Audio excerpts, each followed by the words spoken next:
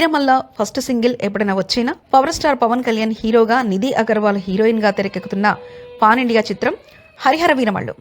జ్యోతికృష్ణ దర్శకత్వం వహిస్తున్న ఈ చిత్రంపై వీరమల్లు ఫస్ట్ సింగిల్ ఎప్పుడైనా వచ్చినా సూపర్ స్టార్ పవన్ కళ్యాణ్ హీరోగా, నిధి అగర్వాల్ హీరోయిన్ గా తెరకెక్కుతున్న పాన్ ఇండియా చిత్రం హరిహర వీరమల్లు.